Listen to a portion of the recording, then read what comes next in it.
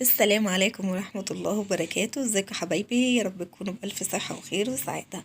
النهاردة هنعمل مع بعض كنافة بالشوكولاتة، سهلة جدا وجميلة، وطبعا حاجات كده كتير مختلفة من الكنافة عشان بيكون ليها حاجات كتير جدا. الشكل مش قوي لكن بصراحة طعمها جميل جدا جدا. بصوا هنا يعني واضح عليها شوية، لكن انا قطعتها وهي سخنة فكانت عايزة تستنى دقيقتين تلاتة كمان. المهم لو اول مره تشوفي قناتي اعرفك بنفسي، انا صافي من قناه ملكه في بيتك. صلي على رسول الله وتعالي نروح على الفيديو على طول. معايا نص كيلو من الكنافه، طبعا حطاها في الفريزر ومطلعاها. بصوا جامده ازاي. هبتدي بقى ان انا اكسرها كلها بايديا، مش محتاجه اي حاجه اشتغل بيها. بايدك كده وكسريها وتكوني مظبطه السمنه بتاعتك ومسيحاها. عايزه لو السمنه عندك لينه شويه مفيش اي مشكله. وطبعا الشربات جاهز معايا، انا بخليه في التلاجة على طول للظروف بقى اللي هي بتبقى طارئه زي دي. ومعايا الشوكولاته اللي دايما بستخدمها، اسمها سما. طبعا غنية عن التعريف، شوكولاتة سما جميلة جدا. يعني هي كانت ب9 جنيه وب10 جنيه، بقت ب20 جنيه. ربنا يرحمنا برحمته ان شاء الله. هنا بقى هبتدي بقى اكسر الكنافة كلها بالشكل دوت. وهاجي بقى الصينيتين اللي هعمل فيهم، دي صواني صغيرة بحب اعمل فيها قوي.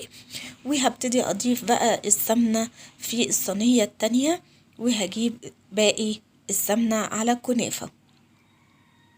واحنا بنشتغل كده طبعا متعودين ان احنا نذكر الله. اذكري الله، وطبعا ما تنسيش فضلا وليس امرا تحطي اللايك الحلو بتاعك.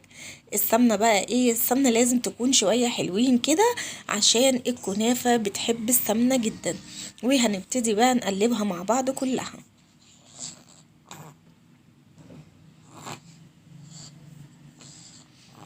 كده. انا قلبتها كلها، هجيب بقى الصينيه وهبتدي اضيف في الصينيتين الجزء اللي تحت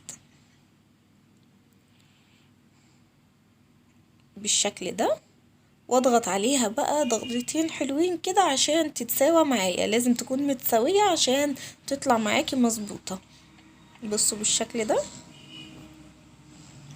هجيب بقى الشوكولاتة وهبتدي ان انا اقطعها كلها كده بالسكينة.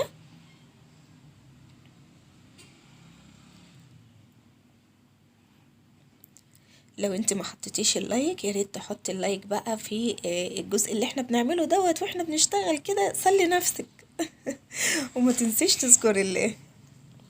بصوا الشوكولاته بقطعها ليه؟ عشان تبقى سهله معايا وانا بعملها في الحمام السخن، تكون سهله معايا في التسييح. تمام. بص انا قطعتها بقى بالشكل دوت، وبقطعها تاني عشان تكون صغيره معايا. كل ما تبقى الشوكولاته متقطعه تقطيع صغير كل ما تكون احسن معاكي. هتدوب معاكي بسرعه.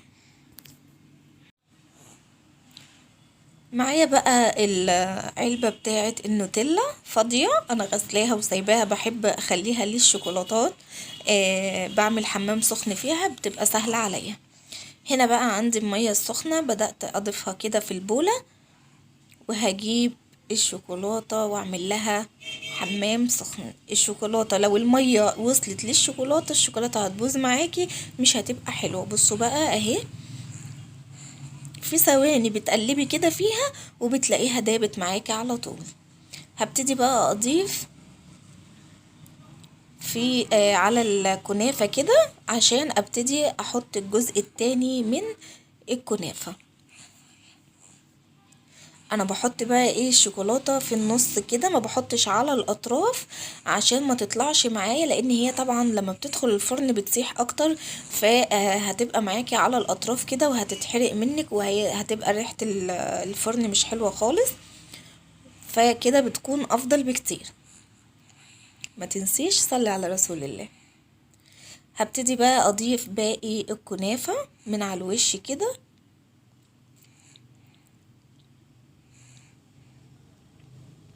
بالشكل دوت. هقسم بقى باقي الكنافة عشان ما اجيش احس ان دي محتاجة شوية ودي لأ وكده يعني، فبحاول ان انا اعمل الصينيتين مع بعض عشان تكون سهلة وسريعة بالنسبة لي.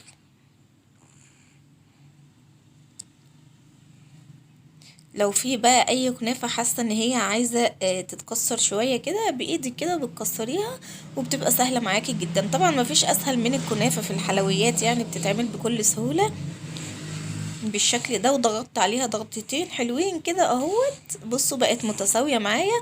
وندخلها الفرن ونشوفها بعد ما تخرج. طبعا يعني انا على ما اتكلمت كانت خرجت خلاص. اهي بقت بصوا اللون بتاعها احمر وحلو ازاي. طبعا لما اقلبها هيكون شكلها غير كده خالص. بس انا هديها معلقتين حلوين كده من السيرب او من الشربات، وبعدين ارجع اقلبها.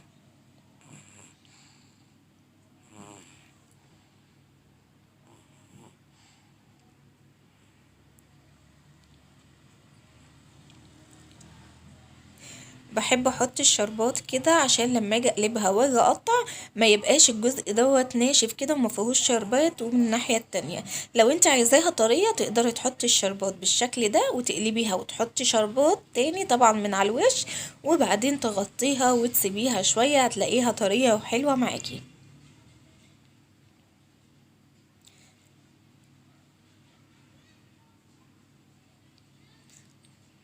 صافي بقى بتدلعها، يعني بصوا الدلع كله لازم نظبط التظابيط. وهنقلبها بالشكل ده كده بعد ما قلبتها. بصوا بقى متساوية معايا وشكلها حلو جدا.